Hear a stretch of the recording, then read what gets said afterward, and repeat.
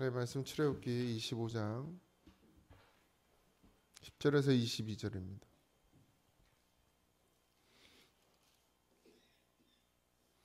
출애굽기 25장 10절에서 22절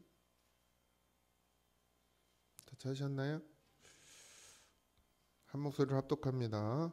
그들은 조각목으로 궤를 짜되 길이는 2규빗 반, 너비는 1규빗 반, 높이는 1규빗 반이 되게 하고 너는 순금으로 그것을 싸되 그 안팎을 싸고 위쪽 가장자리로 돌아가며 금테를 두르고 금고리 넷을 부어 만들어 그 네 발이 달되 이쪽에 두 고리를 저쪽에 두 고리를 달며 조각목으로 채를 만들어 금으로 싸고 그 채를 궤 양쪽 고리에 꿰어서 궤를 말게 하며 채를 궤의 고리에 괸 다음에 대로 두고 빼내지 말지며 내가 내게 줄 증거판을 궤 속에 둘지며 순금으로 속죄소를 만들되 길이 2규빗 반, 너비는 1규빗 반 되고 속죄소 두 끝에 쳐서 만들되 한 그룹은 이 끝에 또 한 그룹은 저 끝에 곧 속죄소 두 끝에 속죄소와 한 덩이로 연결할지며 그룹들은 그 날개를 높이 펴서 그 날개로 속죄소를 덮으며 그 얼굴을 서로 대하여 속죄소를 향하게 하고 속죄소를 궤 위에 앉고 내가 내게 줄 증거판을 궤 속에 넣으라. 거기서 내가 너와 만나고 속죄소 위 곧 증거궤 위에 있는 두 그룹 사이에서 내가 이스라엘 자손을 위하여 내게 명령할 모든 일을 내게 이르리라. 아멘. 복잡하죠? 그림을 딱 보면 이해가 탁 되는데 컴퓨터 다룰 사람이 여기 우리 최세영 권사님 계셨네. 열어달라 그럴 거예요. 가져오긴 했는데 나중에 보여드릴게요. 언약궤죠. 언약궤.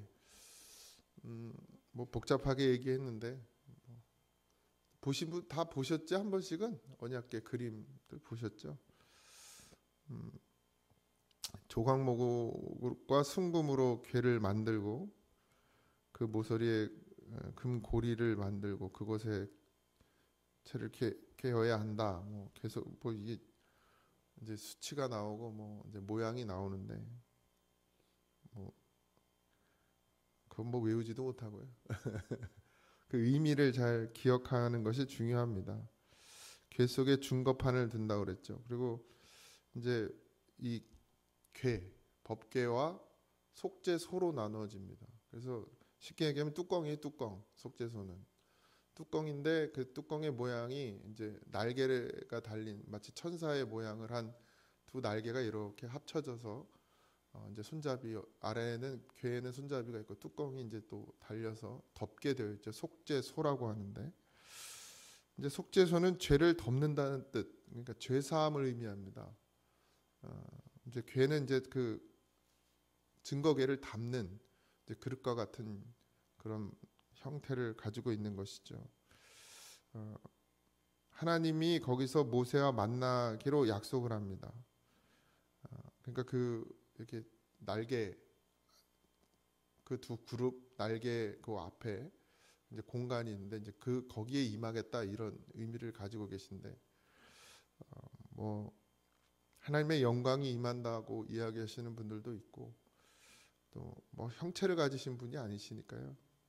어쨌든 제사를 드릴 때 그곳에 하나님께서 임재하셔서 이제 중요한 것은 뭐냐면 하나님이 말씀하시겠다는 거예요. 내가 이르겠다 너에게 그곳에서 말하겠다는 거죠. 이제는 그러니까 모세가 시내산에서 하나님을 만나잖아요. 그러니까 어떤 한 장소에 하나님이 머무르는 것이 아니라 이제는 그 궤가 이동하는 대로 이제 이스라엘 백성이 계속 이동을 해야 되잖아요. 그러니까 모세를 시내산으로 불러서 시내산에서 만나서 이제 율법을 가르치고 십계명을 주시지만 결국 내가 너희들과 함께 하겠다라는 그 증거가 바로 법궤입니다. 그래서 그 법궤가 들어있는 그러니까 곳이 어디죠? 지성소죠. 그러니까 하나님께서 이제는 성전에서, 그러니까 이제 그때는 성막이죠. 성막 안에서 내가 너희들을 만나고 너희들에게 가르치고 너희들과 소통하고 그리고 너희들과 함께 하겠다라는 의미를 이제 부여해 주시는 것이 이 증거궤입니다. 속죄 죄를 덮고 죄 사함을 해준다라는 의미. 그러니까 결국 예수 그리스도죠. 주님이 우리의 죄를 사하시고 우리의 죄를 덮으셨죠. 근데 그 구약은 이제 오실 예수님에 대한 늘 항상 표를 보여주시는 것이기 때문에 이 증거궤, 그러니까 법궤는 우리에게는 하나님의 은혜, 예수 그리스도, 하나님의 임재도 그 속에서 이루어지는 것을 우리가 이제 볼 수 있습니다. 하나님은 우리 가운데 거하시면서 행하시는 일들, 그것이 이 법궤의 핵심입니다. 속죄하고 죄사함이 우리에게는 늘 날마다 있어야죠. 하나님의 임재, 뭐 이제 이런 것들을 너무 그러니까 뭐랄까요? 거룩하게만, 그러니까 뭐 이 성전에서 이렇게 거룩하게 지어놓고 아름답게 지어놓고 뭐 이렇게 느낌이 탁 들어오면은 뭐 그런 거 있죠. 기도하고 싶어지는 막 그런 공간, 이런 공간을 만들어 놔야 하나님이 그곳에 임재하고. 예전엔 그런 게 심했죠. 카톨릭은 뭐 여러분들 다 알다시피 그게 너무 심했죠. 그래서 보여지는 그 성전에 아주 그냥 뭐 아직도 짓고 있는 성전이 있는 건 아시죠? 교회가 아직도 짓는 천주교 성당이 있는 거 아직도 지어요? 100몇 년을 짓고 있다는데. 그러니까 거기에 집중을 한단 말이죠. 근데 하나님은 예수님을 통해서 우리 안에 거하시는 거거든요. 그러니까 이게 얼마나 놀라운 일인지를, 그러니까 그렇게 아름답게 짓고 막 그렇게 멋있게 짓고 그런 모양을 내고 그래야 하나님이 거기에 임재하실 거라는 생각을 했던 인간들에게 그게 아니고 예수 그리스도를 통해서 죄 많은 우리에게 임재하신다는. 그러니까 어디에 임재하신다 그랬어요? 그룹 사이에, 그러니까 속죄소에 임재하신다고 그랬거든요. 그러니까 결국 죄 많은 우리 안에 오시는 하나님을 상징하고 있는 것입니다. 그 죄를 덮는 게 속죄소가 뭐죠? 예수 그리스도죠. 그러니까 예수 그리스도가 우리 안에 오시면, 그래서 우리의 죄를 덮으시면 하나님께서 이제 우리에게 임하겠다는 거예요. 그래서 성전이 되는 거예요. 우리가 성전이 되는 것입니다. 그러니까 이 언약궤는 그걸 상징하고 있어요. 그걸 미리 우리에게 샘플로 보여주시는 것입니다.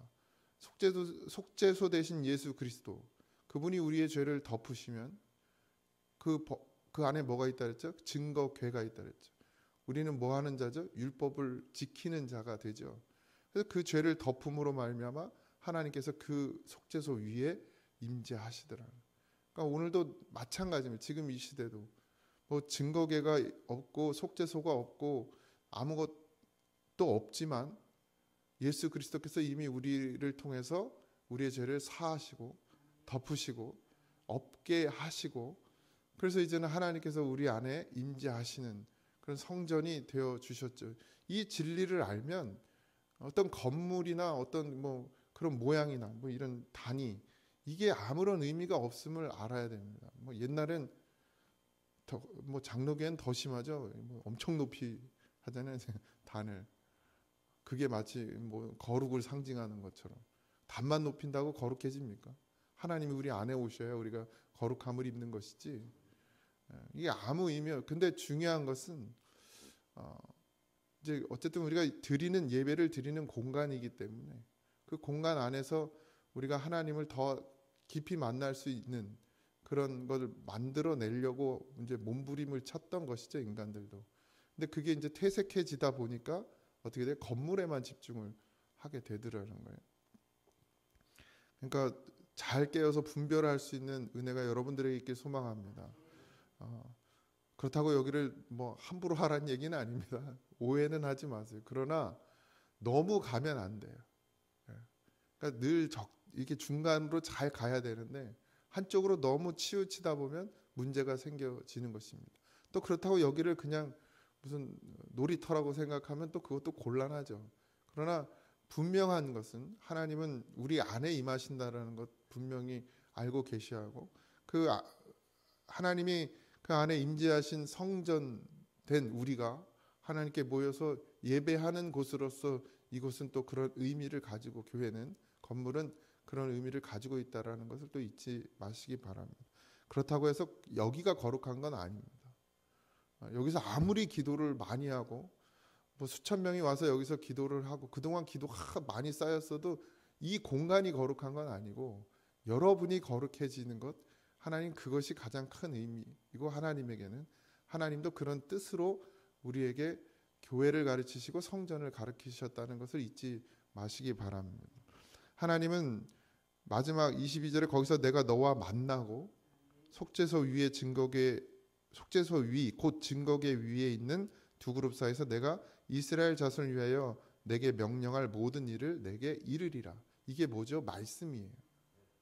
그러니까 하나님은 이 속죄소, 그러니까 성막을 만들고 성전을 지으시고 거기에 지성소를 두시고 이 언약궤를 두신 이유가 뭐냐?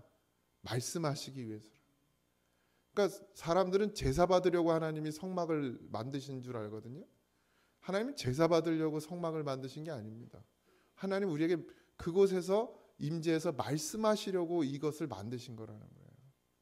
근데 우리는 제사에 자꾸 포커스를 맞추거든요. 근데 이스라엘 백성들이 왜 그렇게 죄 가운데 빠졌습니까? 그들도 제사에 포커스를 맞춘 거예요. 하나님의 음성을 들을 것에 포커스를 맞춰야 되는데 하나님이 이르시는 말씀이 무엇인지를 들으려고 해야 되는데 그것에 포커스를 맞추는 게 아니고 제사에다가 모든 걸 맞춰버린 거예요. 그러니까 뭐가 되는 거예요? 형식적이 되어버리는 거예요. 그러니까 가르침을 받지 못하니까 깨닫지를 못하고 깨닫지를 못하니까 어떻게 돌아가요? 원래 육신의 생각대로 다시 돌아가는 거예요. 그러니까 제사를 드려도 예배를 드려도 무슨 생각으로 드려요? 자기 생각으로 제사하고 예배하는 거예요. 그러니까 하나님이 받지 못하시는 것이죠. 그러니까 결국 하나님의 말씀이 임재하지 않으면 제사와 예배는 의미가 없어지는 거죠. 그건 무슨 말이냐면 여러분들이 하나님의 말씀이 들려지는 것이 예배에서 가장 중요합니다. 목사의 설교가 아니에요. 늘 말씀드리지만 목사의 설교가 아니에요. 그 속에 담겨있는 그 예배 가운데 담겨있는 하나님의 말씀이 있어요. 성령이 내게 주시는 그 음성이 있단 말이에요. 그걸 들어야 계속 매 주마다 아니면 새벽마다 그 음성을 들을 수 있는 그런 은혜와 믿음이 있어야 된다는 것이죠. 근데 우린 자꾸 뭐에 집중하느냐? 여기 출석하는 거. 앞에 그러니까 새벽 예배 나오는 거, 주일 예배 나오는 거, 헌금 드리는 거. 여기에 집중을 하는 거예요. 아니에요. 하나님을 만나러 오는 거에 집중해요.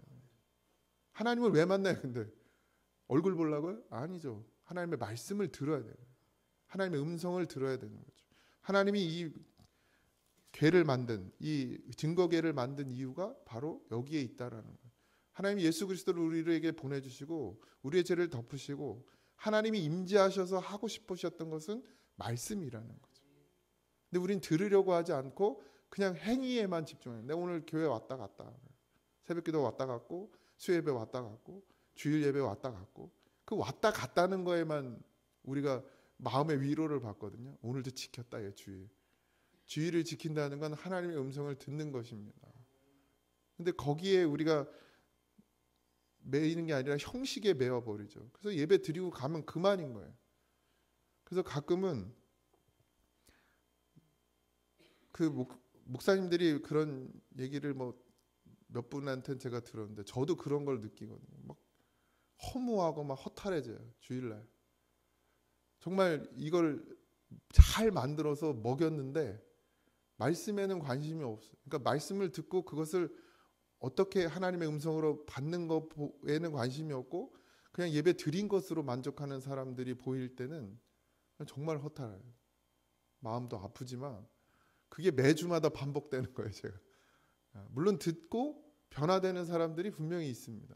근데 목회자는 모두 이 교회 안에 속한 모든 성도가 다 하나님의 말씀을 듣고 이 하나님의 이 진리의 원리대로 그 말씀을 듣고 그 말씀으로 그들이 회개하고 돌이키고 그리고 하나님을 바라보고 하나님의 자녀로서 함께 떡을 먹기를 소망하거든요. 목회자는. 그러니까 뭐 100명이면 그 중에 한 뭐 50%만 되면 되는 게 아니고 100명 모두가 그렇게 되길 바라는데 그게 아닐 때는 막 이제 되게 막 허탈해요. 그 목양실 들어가 있으면 내가 지금 뭐 하고 있나 뭐 이런 그런 마귀의 속삭임도 들립니다. 괴롭기도 하고 때로는 마음이 아프기도 하죠. 반드시 이 진리가 이 교회 안에서 이루어져야 될 줄 믿습니다. 하나님께서 하시는 일은 내게 명령할 모든 일을 내게 이르리라 하신 대로 하나님의 말씀이 여러분들 가운데 한 사람 한 사람에게 그 말씀이 임하셔서 그 말씀이 우리를 살게 하는 그 안에 있는 증거 법계 십계명처럼 계명처럼 그 돌판처럼 그 말씀이 우리 안에서 이루어지는 그런 은혜를 입어야 될 줄 믿습니다. 증거계가 어떤 모양이고 어떤 형태고 하나님이 그렇게 자세하게 그림을 그리듯 그렇게 말씀하셔서 이 증거계를 만들었지만 결국 하나님이 원하시는 것은 그곳에 하나님이 임재하시고 그곳에서 말씀하시길 원하신다는 것. 오늘 우리가 하나님의 성전된 우리가 무엇으로 하나님이 우리에게 임재할 수 있도록 할 수 있습니까? 예수 그리스도죠. 예수의 그리스도의 피로 말미암아 우리가 뭐 했어요? 죄가 덮어졌죠. 그리고 속죄함을 받았습니다. 그것으로 말미암아 하나님이 우리 안에 임하시고 계시다라는 사실을 늘 잊지 마시고 하나님과 늘 동행하고 동거하는 삶을 살아가시고 그리고 삶 가운데서 와서 설교 듣는 것으로 만족하지 말고 그것으로 안심하지 말고 늘 생활 가운데서 하나님의 임재를 느끼고 하나님의 성령을 통해서 하시는 말씀을 여러분 각자에게 주시는 말씀을 꼭 들을 수 있는 그런 믿음이 되어지기를 주님의 이름으로 축원합니다. 아멘. 기도하겠습니다. 하나님, 사모하고 갈망하는 마음, 주의 음성 듣기를 소원하고 다윗은 그렇게 하나님 앞에 몸부림치며 부르짖으며 늘 하나님의 음성 듣기를 사모했습니다.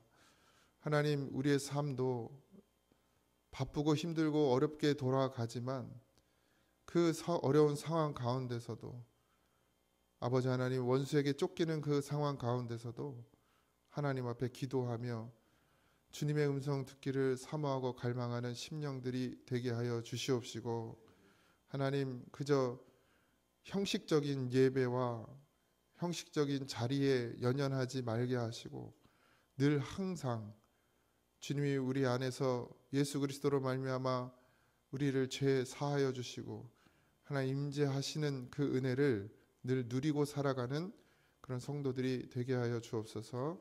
함께 하심을 믿고 감사하며 예수님의 이름으로 기도하옵나이다. 아멘. 하늘에 계신 우리 아버지여, 이름이 거룩히 여김을 받으시오며 나라에 임하옵시며 뜻이 하늘에서 이루어진 것 같이 땅에서도 이루어지이다. 오늘날 우리에게 일용할 양식을 주옵시고 우리가 우리에게 죄진 자를 사하여 준 것 같이 우리 죄를 사하여 주옵시고 우리를 시험에 들게 하지 마옵시고 다만 악에서 구하옵소서. 대개 나라와 권세와 영광이 아버지께 영원히 있사옵나이다. 아멘.